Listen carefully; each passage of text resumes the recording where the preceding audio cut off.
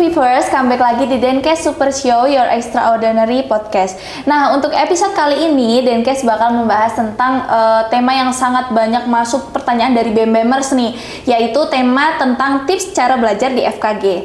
Nah, sebelum masuk untuk pembahasan terkait tema tips belajar di FKG ini, aku bakal memperkenalkan terlebih dahulu. Aku izin memperkenalkan diri, nama aku ini Zaira Khairunisa. Aku sebagai host pada Denkes hari ini, dan di sini aku ditemani oleh narasumber yang sangat hebat sekali, yaitu ada Teh Cindy dan juga Kak Rizky. Mungkin boleh diperkenalkan terlebih dahulu. Oke, halo BEM-BEMers, izin memperkenalkan diri, nama aku Cindora Sharon dari angkatan 2022. Oke, kenalin, saya Rizky Jalani Akbar dari angkatan 2023. Oke, halo Kang Rizky, halo Teh Cindy.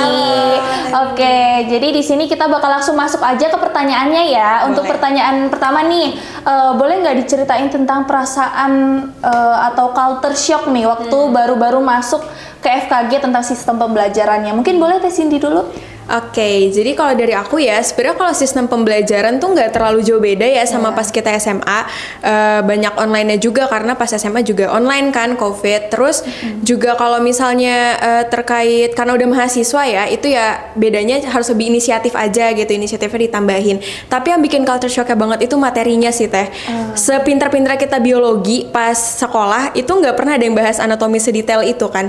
Sampai pembuluh darah, sampai saraf-saraf, itu banyak banget. Di satu organ aja bisa banyak gitu ya. Dan itu kita tuh taunya dalam waktu yang singkat. Jadi langsung harus bisa memproses semuanya dalam waktu yang cepat. Itu culture shock banget. Terus juga mungkin ini ya, di rongga mulut pas belajar tentang gigi, ternyata tuh banyak detail-detail kecil yang baru tahu banget gitu. Jadi kaget aja ternyata di rongga mulut kita yang kecil ini banyak detail-detail kecil yang harus dipelajarin juga. Gitu sih kalau dari aku culture shocknya. Oke, mungkin bisa Kang Rizky? Ya, setuju banget sih sama Teh Cindy. Kalau materinya di FKG tuh banyak banget, kayak PPT sampai ber-100-100, dan itu tuh kita tuh benar-benar harus mampu mencerna PPT sebanyak itu. Apalagi waktu kita ujian tuh, kita kan sistemnya per CPMK, satu minggu gitu. Nah, itu harus benar-benar didalami lagi. Culture shock sih bagi saya khususnya. Oke, jadi culture shocknya dari materi sama sistem blok-blokan kayak gitu ya. Ujiannya juga tiap bulan, tiap minggu. Karena di SMA kan nggak ada sistem blok-blok gitu loh. Jadi waktu masuk sini jadi kayak kaget, oh kayak gini Iya, gitu. bener banget sumpah. Tiap 1 bulan materinya beda. Iya, jadi, benar. Aduh, itulah. Menguras otak ya. Oke. Betul. Nah, mungkin pertanyaan pertama sudah cukup terjawab ya para BEM-BEMers. Nah, di sini kita bakal lanjut ke pertanyaan selanjutnya, yaitu tentang teknik belajar di FKG sendiri nih. Mungkin dari Teh Cindy, gimana sih teknik belajarnya yang efektif gitu? Oke, kalau dari aku sebenarnya teknik belajar di FKG itu sebenarnya ini ya beda-beda ya setiap orang. Tapi kalau misalnya dari aku itu pokoknya punya prinsip. Kalau misalnya dalam satu hari itu ada satu waktu di mana mahamin materi kuliah gitu. Dan jam akademik itu yang aku lakuin, yang aku pakai buat prinsip aku itu. Jadi ketika kuliah itu aku benar-benar nggak pegang HP dan aku nggak mau diintervensi sama hal apapun dari organisasi, terus lomba-lomba gitu, misal hal di luar akademik lah. Aku nggak mau itu mengganggu kuliah aku, kelas aku gitu. Tapi ya kalau misalnya emang urgent ya emang harus tetap dikerjain ya, mau nggak mau. Nah kalau misalnya emang lagi waktu urgent itu di mana pas lagi kelas aku harus sedikit ke distract sama hal-hal organisasi atau kepanitiaan gitu, jadinya aku masih punya utang di hari itu buat belajar materi akademiknya gitu. Jadi waktu kuliah aku tuh nggak bisa aku anggap sebagai jam dimana aku memahami materi akademik gitu. Jadi kalau misalnya udah selesai ngurusin organisasi kepanitiaan, sebelum tidur itu review materi lagi gitu sih kalau dari aku. Mungkin boleh Rizky? Boleh. Mungkin sama ya, aku juga kayak Teh Cindy. Intinya kalau aku harus fokus pada satu tujuan. Misalnya saya lagi kerja atau saya lagi kuliah, harus fokus. Kalau saya lagi kuliah, ya fokus kuliah. Jangan mikirin hal kayak gimana kerja gitu kayak. Jadi benar-benar terfokus buat materi itu loh. Jadi nanti pas misalnya malam atau pas mau review tuh akan lebih gampang lagi buat di recall. Apalagi kalau misalnya yang tipenya tuh kayak sambil menulis, nah itu bakal lebih efektif lagi. Jadi nggak selaras gitulah. Jadi jangan kesini gitu. Jadi jangan terlalu bercabang pikirannya, fokus gitu. Jadi inti dari jawaban tes ini sama Kang Rizky ini fokus pada saat pembelajaran di kuliah Betul. Jadi kalau misalkan ada yang ngajak ngomong jangan ke distract nih teman-teman. Aku juga mungkin mau izin nambahin Iya. lagi ya. Kalau misalnya, soalnya tuh gini, kadang di PPT itu isinya cuma poin-poin aja gitu. Detail-detail pentingnya itu yang diomongin sama dokter. Jadi kalau kita nggak merhatiin ya kita nggak akan dapet inti dari materinya tuh apa sih gitu kan. Betul. Gitu, dan harus dicatat juga sih. Benar.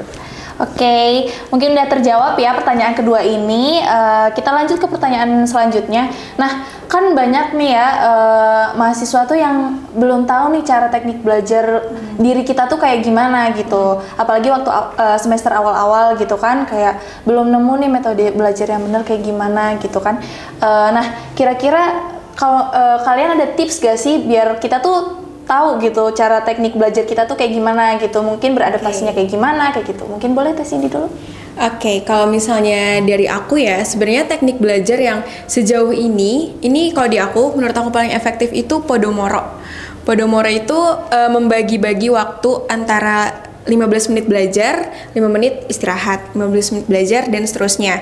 Seperti itu. Sampai misal kita mau belajar kasih waktu 1 jam, ya udah sampai 1 jam dilakuin hal itu berulang-ulang gitu. Terus kalau misalnya teknik belajar yang auditori, visual gitu, itu sebenarnya harus dicoba sih sama masing-masing personalnya gitu, gimana menurut mereka tuh lebih cocok di apa gitu. Kalau misalnya visual, yaitu coba bacanya dari yang estetik gitu, kayak misalnya bikin catatan yang rapi banget gitu, yang ada warna-warnanya. Itu kadang kalau orang yang teknik belajar visual sukanya ngertinya tuh pahamnya kayak gitu. Atau auditori misal harus dijelasin sama orang, jadi lewat pendengaran baru bisa pahamnya, yaitu bisa juga diterapinnya kayak gitu. Jadi emang harus dicoba dulu masing-masing kira-kira cocoknya di apa gitu. Tapi kalau teknik belajarnya paling Podomoro sih yang sejauh ini paling efektif gitu. Kadang juga kalau misalnya udah lama-lama kebiasa, udah bisa nih 15 menit fokus belajar, itu bisa ditambahin nanti waktunya 20 menit belajar, 5 menit istirahat, dan seterusnya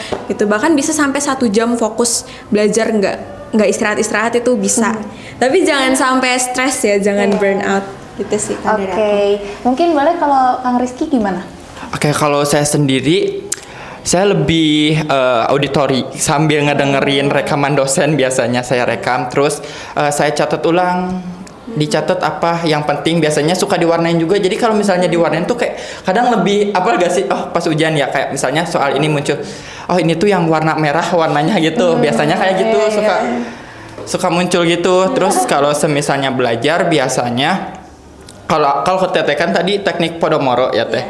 Nah kalau saya sendiri nggak gunain teknik kayak gitu. Jadi misalnya belajar dari maghrib, nah itu biasanya full sampai jam 9 atau jam 10 kayak gitu. Jadi nggak ada sekat-sekat. Soalnya kalau ada sekat biasanya suka ke distract itu sih Teh. Betul.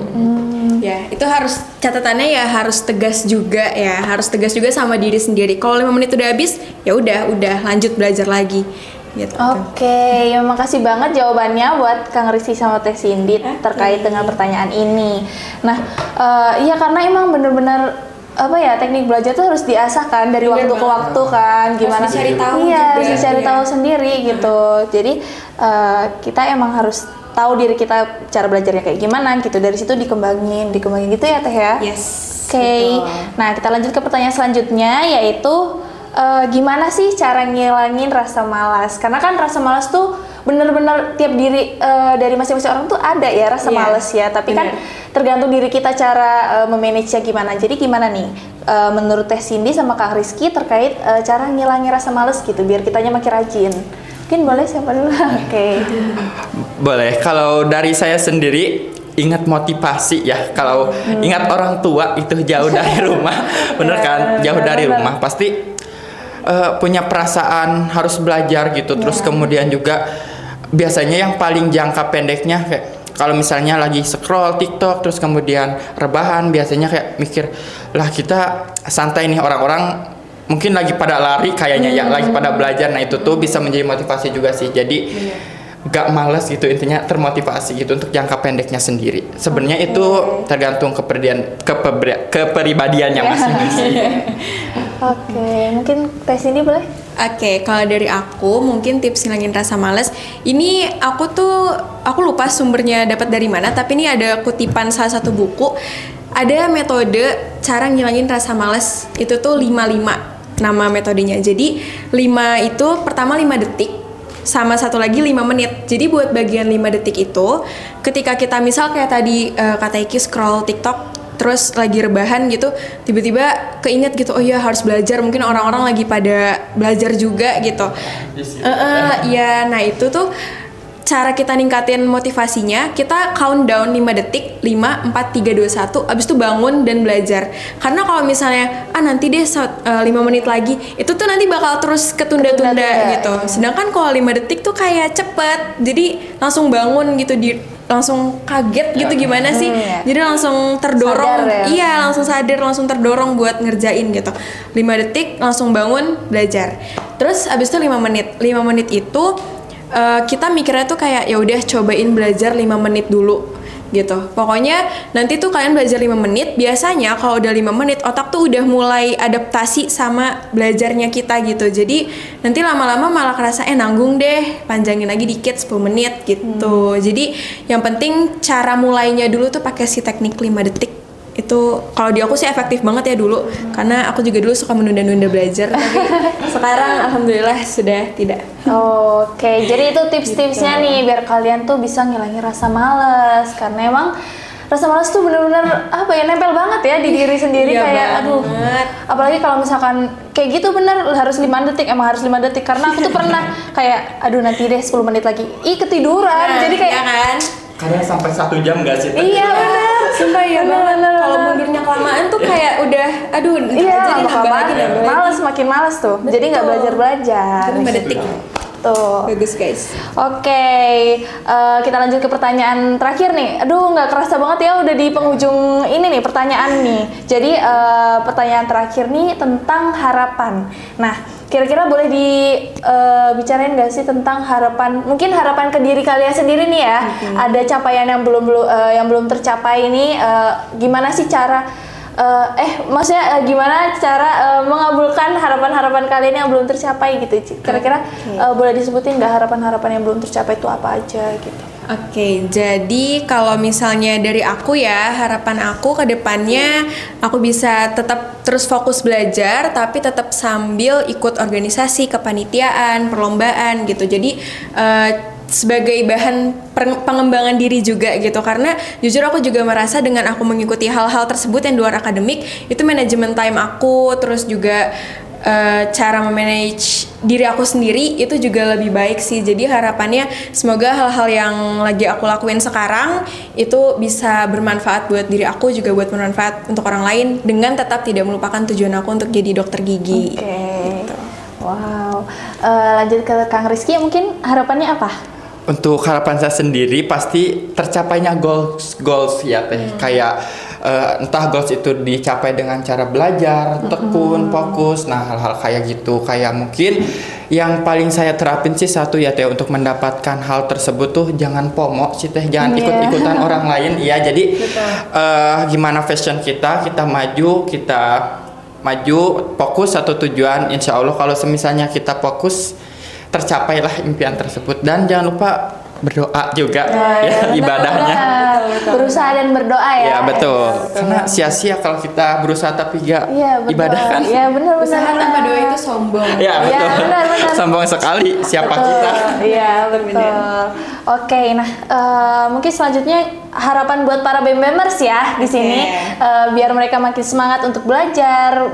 Mungkin di sana para BEM-BEMers nih lagi pada lagi pada kurang motivasi untuk belajar, atau mungkin ada yang baru mau masuk FKG tapi ragu, jadi boleh dikasih harapan-harapan kalian untuk para BEM members dan juga semangat-semangat kalian untuk para BEM members. Oke, kalau dari aku intinya semangat terus, jangan lupa berdoa, berusaha seperti yang tadi sudah dibilang juga, berdoa, berusaha, dan juga tetap terus ingat tujuannya bahwa kita masuk FKG itu untuk jadi dokter gigi gitu ya. Jadi meskipun banyak hal-hal yang dilakuin di luar kegiatan akademik, tapi tetap harus fokus sama satu tujuan awalnya gitu sih dari aku. Setuju banget sama Teh Cindy. fokus tujuan ya teh. Kayak kita sebagai dokter gigi of course kita harus fokus sama tujuan itu. Ya walaupun di samping misalnya ada part time kerja, kemudian ada organisasi, tapi kita harus tetap ingat bahwa tujuan kita tuh untuk menjadi seorang dokter gigi. Oke, mungkin itu ya semangat buat kalian para BEM-BEMers. Oke, jadi nggak terasa kita udah di penghujung acara, penghujung podcast ini. Maka aku sebagai host di episode hari ini mau mengucapkan makasih banget buat para narasumber kita yang sangat hebat hari ini yang udah menyempatkan waktunya untuk datang ke episode hari ini, karena mereka tuh bener-bener sibuk banget loh, mereka berdua ini bener-bener sibuk banget. Jadi kayak ngundang mereka ke sini tuh benar-benar susah banget. Jadi aku sangat-sangat berterima kasih ke kalian berdua, dan makasih juga untuk para BEM-BEMers udah menyaksikan episode hari ini. Dan jangan lupa untuk terus-terusan nonton episode Denkes ke depannya, karena bakal ada yang lebih seru. Jadi sekian dari kita bertiga. Dadah. Denkes Super Show, your extraordinary podcast. Bye.